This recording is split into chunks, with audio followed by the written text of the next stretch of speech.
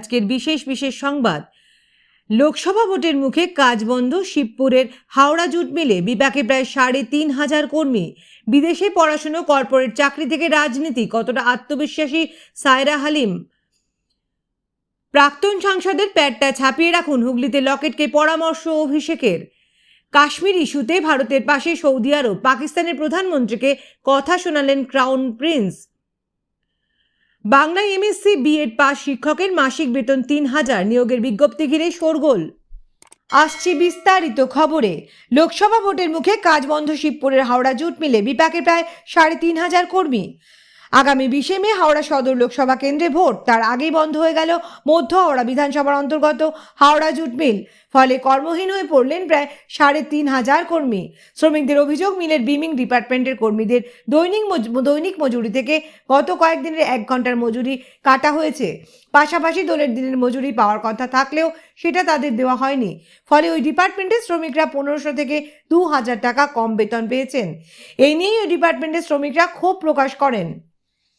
গতকাল থেকে তারা পাওনা টাকার দাবিতে কর্মবিরতি শুরু করেছেন। ম্যানেজমেন্টের পক্ষ থেকে ওই বিভাগের কর্মীদের কাছে যোগদানের নির্দেশ দেওয়া হলেও তারা তা মানতে চাননি।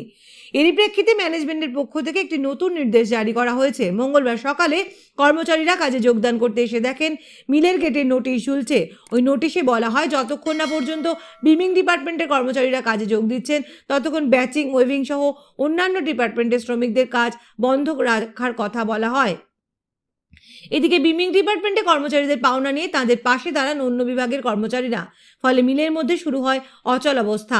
এরই প্রেক্ষিতে আজ কর্মচারীরা মিলে এলেও কোনো উৎপাদন হয়নি। শ্রমিকদের আরও অভিযোগ, ওই মিলে অবসরপ্রাপ্ত শ্রমিকদের পাওনা পিএফ এর টাকা নিয়ে টাল বাহানা চলছে। এছাড়াও ইএসআই এর টাকা আর পাচ্ছেন না তারা। সামনে ঈদ, তার আগে মিলে কাজ বন্ধ হয়ে যাওয়ায় আর্থিক সমস্যায় পড়েছেন শ্রমিকরা। তারা চাইছেন দ্রুত মিলটিতে কাজ শুরু হোক। মিল কর্তৃপক্ষ কোনো সাক্ষাৎকার দিতে চায়নি, তবে জানিয়েছেন তাদের সিদ্ধান্ত সঠিক। সব পক্ষের সঙ্গে আলোচনা চলছে। তারা চাইছেন আগে কাজে যোগ দিন শ্রমিকরা। বিদেশে পড়াশুনো, কর্পোরেট চাকরি থেকে রাজনীতি, কতটা আত্মবিশ্বাসী সায়রা হালিম। আসন্ন লোকসভা নির্বাচনে এবার দক্ষিণ কলকাতা কেন্দ্র থেকে ত্রিমুখী লড়াই, এমনটাই বলেছেন অনেকে। একদিকে তৃণমূলের হেভিওয়েট প্রার্থী মালা রায়, অন্যদিকে রায়গঞ্জ থেকে আসা বিজেপির প্রার্থী দেবশ্রী চৌধুরী। এনাদের বিরুদ্ধে এবার বামেরা দাঁড় করিয়েছে ফুয়াদ হালিমের স্ত্রী সায়রা সাহা হালিমকে। লড়াই হবে কোন ইস্যুতে, কি বললেন দক্ষিণ কলকাতার বাম প্রার্থী, জেনে নেওয়া যাক। মানুষ এইবারে নির্বাচনে শিক্ষা দেবে সেই সব দলকে যারা দুর্নীতির সঙ্গে যুক্ত, যারা সবসময় ধর্মীয় রাজনীতির পথে চলছে। খেটে খাওয়া মানুষ ভালো শিক্ষা, চাকরি, মহিলাদের সুরক্ষা চায়। এটাই বার্তা দক্ষিণ কলকাতার বাম প্রার্থীর। স্বামীর হাত ধরে রাজনীতিতে হাতেখড়ি তার। কর্পোরেট জগতের ছাঁ চকচকে জীবন ছেড়ে রাজনীতির ময়দানে প্রবেশ করেছেন তিনি। কথা হচ্ছে দক্ষিণ কলকাতা লোকসভা কেন্দ্রের সিপিএম প্রার্থী সায়রা সাহা হালিমকে নিয়ে। সায়রার বাবা জমির উদ্দিন শাহ ছিলেন ভারতীয় সেনাবাহিনীতে। লেফটেন্যান্ট জেনারেল পদে কর্মরত থাকাকালীন দেশের বিভিন্ন প্রান্তে যেতে হয়েছে ছোট থেকেই। পড়াশোনার জন্য ঘুরতে হয়েছে আরবের বিভিন্ন দেশে। একাদশ ও দ্বাদশ শ্রেণীর পড়াশোনা রিয়াদ থেকে। পরবর্তীকালে রাজস্থানে ফিরে এসে সেখানে ইংরাজি সাহিত্য উচ্চতর শিক্ষা গ্রহণ করেন সায়রা। এরপরে কর্পোরেট জগতে প্রবেশ। ভালো বেতনের 10টা 5টা চাকরি জীবনেই অনেকটা সময় কাটান তিনি। স্বামী প্রসিদ্ধ চিকিৎসক ফুয়াদ হালিমকে দেখেই রাজনীতির ময়দানে নামেন সায়রা। এর আগে স্বামীর জন্য প্রচারেও দেখা গিয়েছিল তাকে। বাম নেতৃত্ব 2022 সালে উপনির্বাচনে দাঁড়িয়েছিলেন তিনি। প্রথমবারের নির্বাচনে যদিও হারতে হয়েছিল তাকে। এবার লোকসভার মহারানের দায়িত্ব রয়েছে তার কাঁধে। প্রাক্তন সাংসদের প্যাডটা ছাপিয়ে রাখুন, হুগলিতে লকেটকে পরামর্শ অভিষেকের।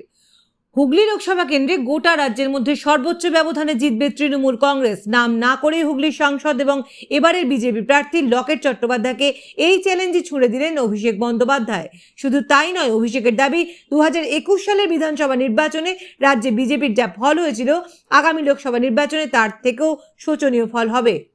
কাশ্মীর ইস্যুতে ভারতের পাশে সৌদি আরব, পাকিস্তানের প্রধানমন্ত্রীকে কথা শোনালেন ক্রাউন প্রিন্স। পাকিস্তানের সাম্প্রতিক সাধারণ নির্বাচনে জয়ী হয়ে আবার প্রধানমন্ত্রী হওয়ার পর শেহবাজ শরীফ তার প্রথম বিদেশ সফরে এখন সৌদি আরবে রয়েছেন। শেহবাজ এবং সৌদি আরবের ক্রাউন প্রিন্স মোহাম্মদ বিন সালমানের রবিবার রিয়াদে সাক্ষাতের একদিন পরে সোমবার জারি করা যৌথ বিবৃতিতে পাকিস্তান ও ভারতের মধ্যে চলমান সমস্যা সমাধানের ক্ষেত্রে আলোচনার গুরুত্বের উপর জোর দেওয়া হয়েছে। পাশাপাশি পাকিস্তানের পরামর্শ দেওয়ার সময় সৌদি বলেছে, বিশেষ করে জম্মু ও কাশ্মীর সমস্যা সমাধানের মাধ্যমে এই অঞ্চলে উত্তেজনা কমানো যেতে পারে। যৌথ বিবৃতি অনুযায়ী শেহবাজ এবং সৌদি যুবরাজের মধ্যে আলোচনা দুই দেশের মধ্যে ভ্রাতৃত্বপূর্ণ সম্পর্ককে শক্তিশালী করবে এবং বিভিন্ন ক্ষেত্রে সহযোগিতা বাড়ানোর উপায় অন্বেষণ করছে। আমেরিকার প্রতিক্রিয়া। মার্কিন বিদেশ দপ্তরের মুখপাত্র ম্যাথিউ মিলার বলেছেন যে, আমরা এই বিষয়ে মিডিয়া রিপোর্টগুলি অনুসরণ করছি। এই অভিযোগগুলির বিষয়ে আমরা মন্তব্য করতে পারি না, তবে অবশ্যই আমরা এই বিষয়ে হস্তক্ষেপ করছি না। আমরা উভয় পক্ষকে উত্তেজনা এড়াতে এবং একটি সমাধান খুঁজে বের করার লক্ষ্যে এগিয়ে আসার জন্য অনুরোধ করছি। বাংলায় এমএসসি বিএড শিক্ষকের মাসিক বেতন ৩,০০০, নিয়োগের বিজ্ঞপ্তিতে ঘিরে শোরগোল। রাজ্যে শিক্ষিত বেকারদের অবস্থা যে কি তা এই বিজ্ঞপ্তি থেকেই স্পষ্ট। একজন এমএসসি এবং বিএড পাস প্রার্থীর যোগ্য বেতন নাকি ৩,০০০ টাকা। আজকালকার দিনে ১০০ দিনের কাজেও এর থেকে বেশি বেতন পেয়ে থাকেন দিনমজুররা, আর সেখানে একজন পদার্থবিদ্যার শিক্ষকের বেতন কিনা ৩,০০০ টাকা। বিষয়টি সামনে আসতেই শুরু হয়েছে শোরগোল। আনন্দবাজারের পাতায় প্রকাশিত রিপোর্ট বলছে, লজ্জাজনক এই ঘটনাটি ঘটেছে হুগলির পুরসুরার চিলাডিঙ্গি রবীন্দ্র বিদ্যাপীঠে।